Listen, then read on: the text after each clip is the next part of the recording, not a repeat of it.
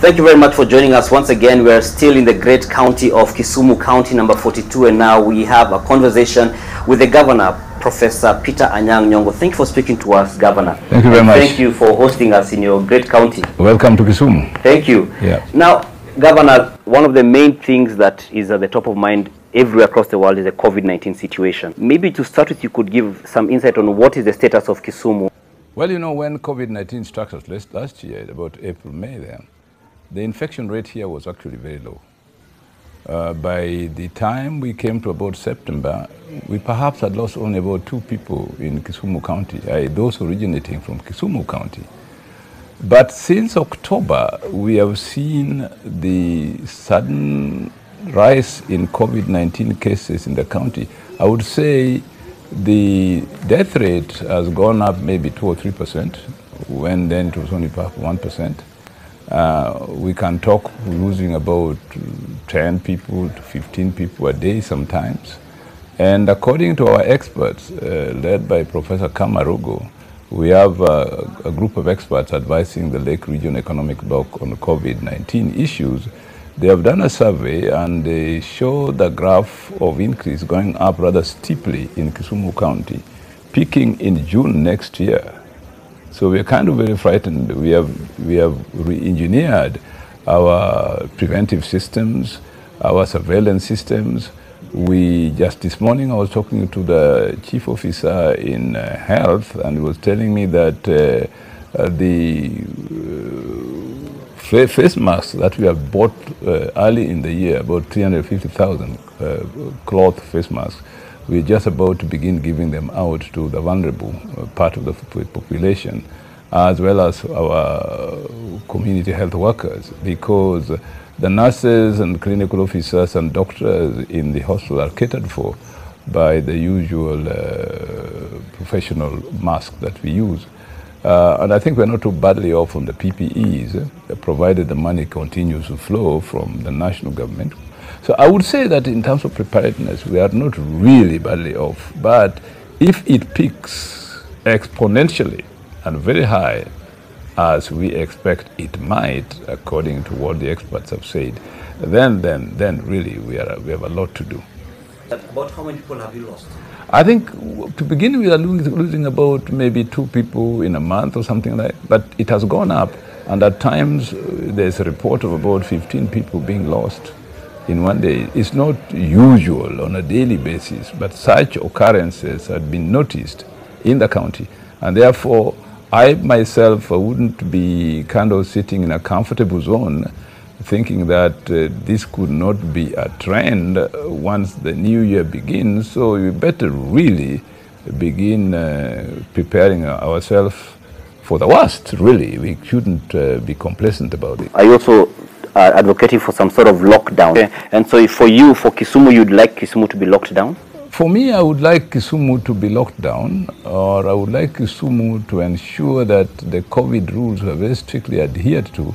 If Kisumu is not locked down, I would like to strongly advise Kisumu residents that they should celebrate Christmas in families and not go into gatherings which may risk turning a gathering into a tragedy. During the early days of COVID, people were obeying COVID protocols much better. Then things went down and people thought that this COVID is gone, so people relaxed until it started going up again. So we held another summit with the president as Council of Governors. I think this must have been our 7th summit or something. It was decided that we need to tighten COVID protocols and remind people that this time is even more dangerous than the first phase. And I think people kind of were still in a denial that what we were saying was not actually true. But we have seen more and more people dying since October, really. More and more people dying, especially among the medical profession, but even ordinary people. We know, for example, we in Kisumu County, we are lucky, we have not lost anybody in the county assembly or in the executive. But if you go to our neighbors, like Kakamega, they have, Paranya himself was its chief of staff, some members of county assembly. Just yesterday, we were burying a member of parliament in Kakamega because of COVID. So I would say that really drastic plans must be taken. Now, I know that funerals are a very tempting cultural scene where people don't want to give up coming from all kinds of distances to bury a relative or a friend. My advice would be really that funerals are the best place for spreading COVID, because there's emotion, there's contact, there's closeness, there is forgetting that although you may be saying goodbye to somebody who has left us, if you don't take care of yourself, you too, we may say goodbye to you sooner rather than later. And we are seeing, doctors who are saying that they don't have medical cover and they're in the front line. We've heard of a doctor who is being fundraised for by his friends because he's in ICU owing to COVID-19 because he was dealing with those patients. What is your view on that, and what is the status of the Kisumu Health? My view of that is that National Health Insurance Fund is being very responsible. Whatever the arithmetic is, National Health Insurance Fund is a government insurance unit. The only one which is given the responsibility of giving insurance to civil servants and to the general public as a whole. The only one which could reach an accord with the national government to have extra funds to cover COVID-19, because COVID-19 is a national disaster. It is not a pre-existing disease. You can say this pre-existing, it can come from your ancestors, whatever. No, it has hit the world like thunderbolt from nowhere. So I think that NHIF is not being very innovative, is not being very useful to the citizens of Kenya, not to come up with a method of covering everybody at this point in time, because in any case, whatever money they will use will be gained in terms of saving human resources. And that is important. Losing a doctor with several postgraduate degrees and several years of experience just because NHIF doesn't have a scheme that covers COVID is being penny-wise and pounds-foolish. So I think that our responsibility as a government is to make sure that we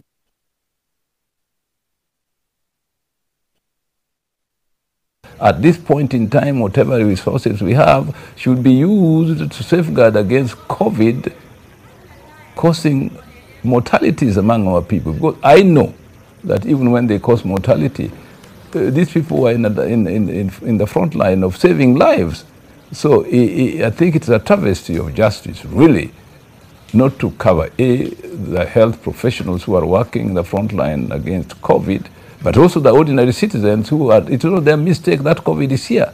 So I think my proposal would be to the government, come together with NHIF, come up with a scheme that's an emergency scheme to deal with. In any case, once we get the vaccines sometime this coming year, we will not be in such dire need of having that insurance scheme anymore. You've been in charge of the health docket before. Had you been in the position now, what would you have done different? I would have done exactly what I'm talking about. For example, when I was Minister of Medical Services, at that point in time, I was in charge of NHIF as well as KEMSA. I remember we took drastic steps to reform KEMSA, and KEMSA had been performing very well until very recently. At that point in time, NHIF was not covering outpatient care. We carried out a trial with both the IFC and Rockefeller Foundation, with a trial in Nairobi as well as Mumias, to find out whether NHIF could cover outpatient anyway. We succeeded, but we against a lot of resistance because of vested interest in keeping NHIF out of outpatient coverage. But we succeeded, and subsequently it was that scheme was implemented by NHIF when I was no longer Minister for Medical Services. Also, the super cover that you see today, the study done by IFC and Rockefeller Foundation is what proved that the super cover was possible. Otherwise, at that point in time, NHIF was very conservative about what it did. It called itself National Hospital Insurance Fund. It's me who proposed. We are not a hospital insurance fund. We're a health insurance fund by all means. Do insurance that protects health, not takes people to hospitals. Yeah. What are you doing for yourself in terms of as a governor, first of all, shield the healthcare workers in your county? Yes. Health professionals are a local union, you know. And so far we have not been given any strike notice by the local union, whom we have been dealing with whenever we have a crisis. There are three major issues that they raised to us. One was promotion, which we did. Promote all those who deserved promotion. The process was very rough because I said promotion is an individual issue according to your contract, according to your performance contract, and according to how you have been valued. And so let us promote people qualitatively, not because a union has said so. You promote this massively. That is not how promotion is done, as far as I know. I mean, I've been an employee too, and I know who was promoted because of what I'd done and how I was assessed. So we agreed on that, and we did go through the process with Public Service Board, and we did promote all those people who deserve promotion, together with the salaries that accompanied such a promotion. The second issue was how promptly they get their salaries every month. We say that's fair. That applies to all civil servants in Kisumu County. So although we have this experience where exchequer release, sometimes it's very late to counties, in Kisumu County, we made arrangements with the banks so that when the exchequer release is late, we can get a loan from the bank and we pay our workers. So our workers are paid promptly at the end of every month so that they don't need to wait. Would that interest then be an unnecessary cost? Well, that's what I'm saying. It's important to look after the interests of our workers, even if it means some cost. Okay. Because without them, the county doesn't exist. So in your view, why do you think Treasury is not releasing money? Treasury is broke. They are as broke as a church mouse. Unfortunately, that's the truth. And I don't know how they're going to get out of it. I don't know. I would not say I know. And we don't take that kindly because these functions are given to us by Schedule 4 of the Constitution, and the workers know that we are responsible for the function. They want them to pay them. Other stories between and the Treasury is none of their business. Like the Nigerians say, we go take the Panadol, that the headache be yours. You see? Now, just to bring to a close, let's touch on a matter that I know is very pertinent to you. And I like that you mentioned, you yourself said that Treasury is broke as a church mouse, especially, which is part of our problems when we are seeing people as critical as medical healthcare workers going on strike and threatening the same for those who have not gone on strike. The feeling is that having the BBI push now is not a priority, especially for a country that is struggling financially in terms of economically. Do you feel that this is a justified view? If you ask me, I was here in this county as a governor in August 2017 and after the elections. If you ask me that we are again going to hold another election with the possibilities of two things, controversy over the results and secondly violence, I would tell you I would do anything to get the BBI passed, if only just for that, to fix the election jinx in this country once and for all, and to ensure that when we hold elections, the loser will accept the results as legitimate, while the winner will celebrate their victory. So the issue of legitimate elections, truly democratic elections, something you cannot postpone because of COVID-19. You see the rest of Africa, people are holding elections everywhere, notwithstanding COVID-19. But we want to prepare for 2022 in time so that when we hold it, we are not like Uganda, Bobby Wine and all that thing.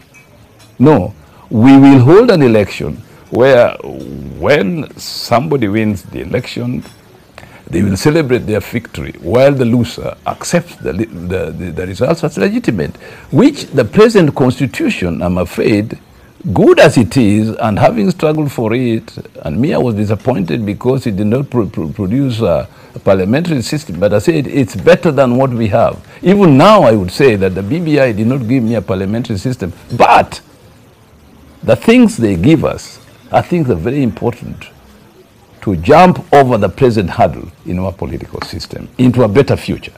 That is why it is called building the bridges. He did not say that building the highways, it's building the bridges. After you build the bridges, and you can continue the highways and go even further. So people were trying to cross the T's and dot the I's about whether it's going to be multiple choice and so on, and missing the point. It is not those multiple choice and so on. It's the bigger issue. Now, before we even get to multiple choice, there's still the concern about cost. Again, you're saying treasury is broke.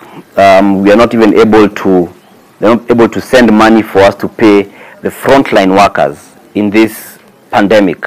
Like you said, this is not an ordinary thing. You said it's a tragedy, it's a disaster. But the feeling is it that the political leadership is a bit tone deaf? No, it's not that. We can chew gum and walk at the same time. We can solve this problem in the Constitution and still look for money to deal with this one. Some may argue that this is not chewing gum and walking. Some feel it's like talking and drinking water. No, that's not true at all. If they understand what I'm saying, unless they're not listening to me. I mean, if they're listening to me, then they can have a dialogue.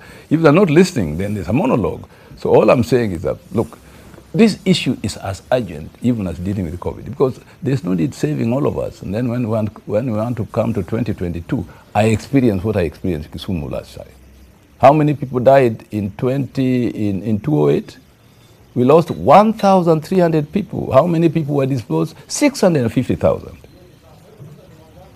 In 2010, we improved the Constitution. We didn't lose as many people in 2017 as we had, but we still lost people. Here in Kisumu, baby Pendo died, and I remember how painful it was for us and the family to see that, and not just baby Pendo. So what I'm saying is, it's not as if, I put it rather drastically, that the Treasury has broke as a church mouse. I don't think it's that serious.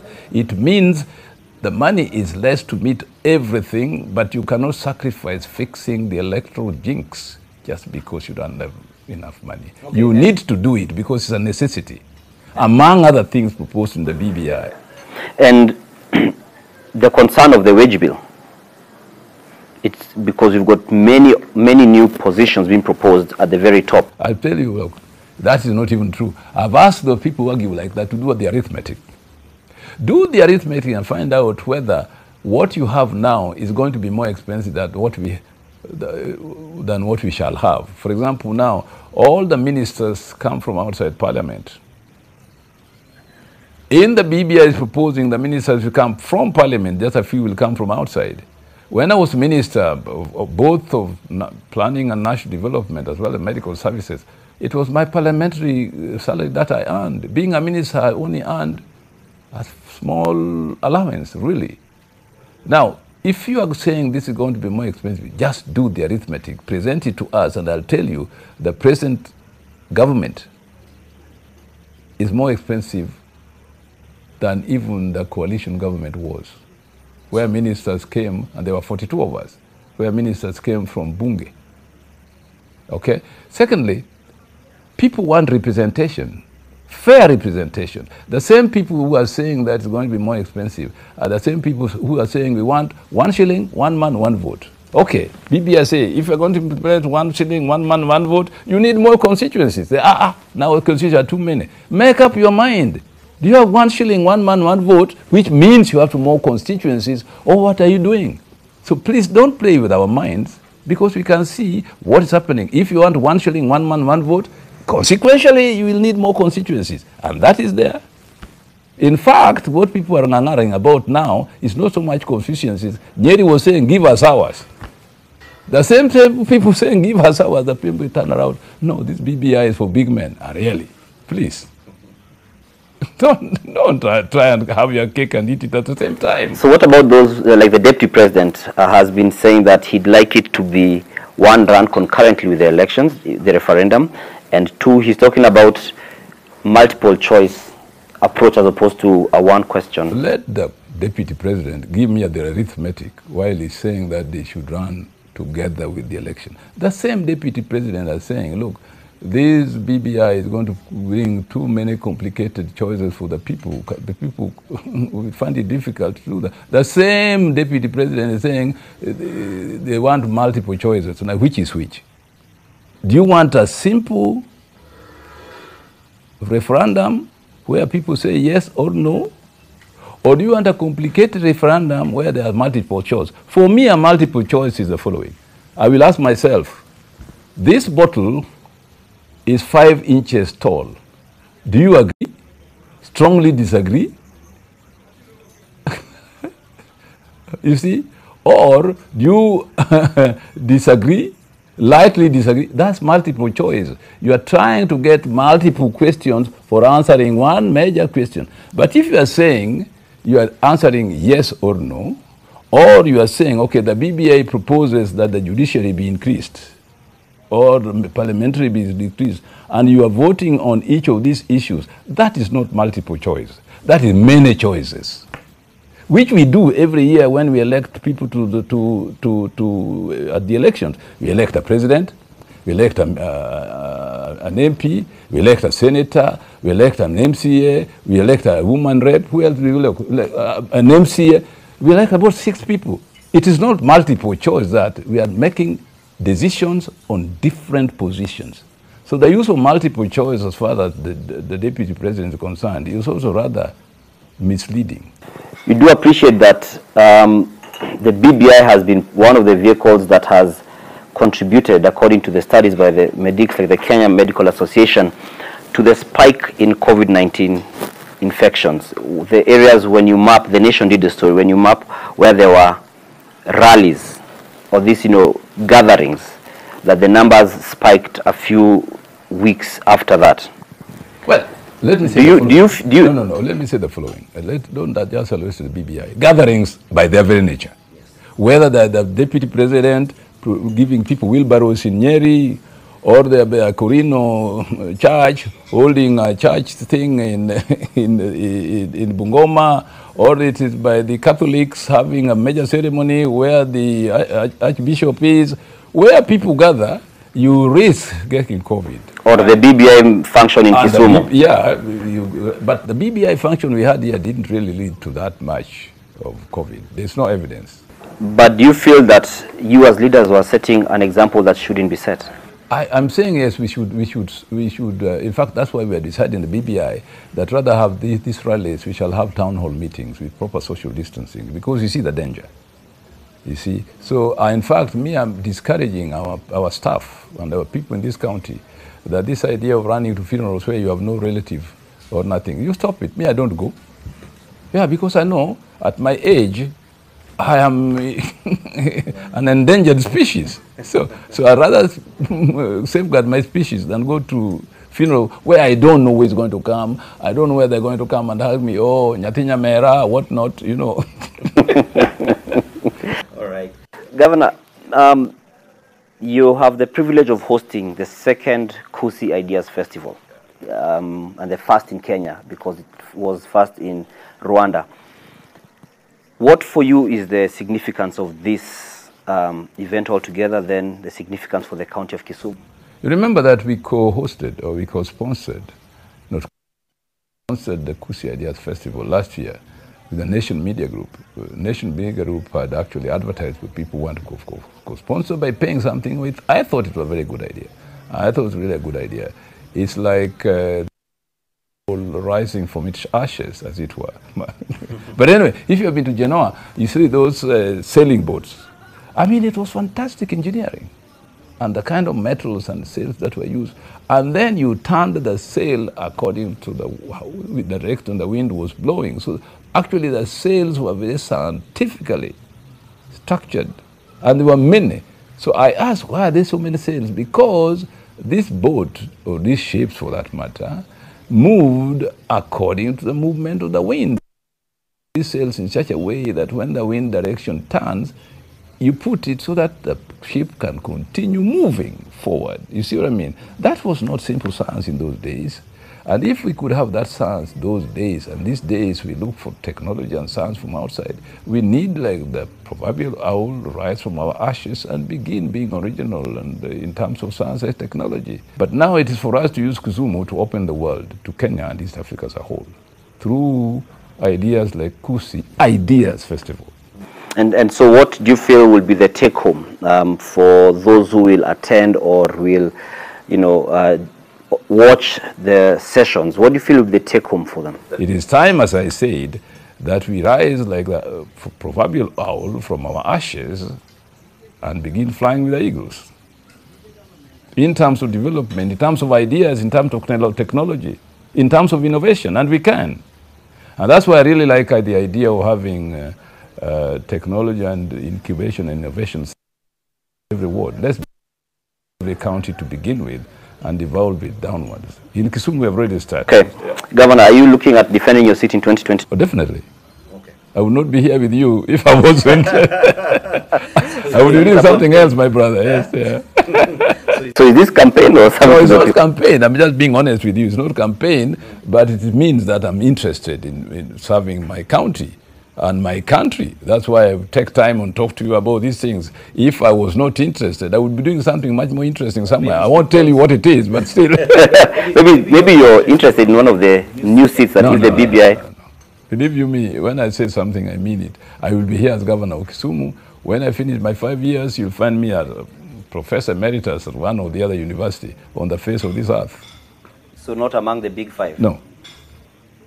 We'll hold you to your word if we see you there. Maybe please hold me to my word, because if you see me there, the heavens will have fallen down. Thank you very much for speaking to us, Professor. Okay, thank you. I appreciate it. That's Professor Anyang' Nyong'o, who's the governor of the great county of Kisumu, county number 42, speaking to us on COVID-19, the Kusi Ideas Festival, which begins tomorrow. So be sure to be part of it, as well as the Building Bridges initiative and the issues around it.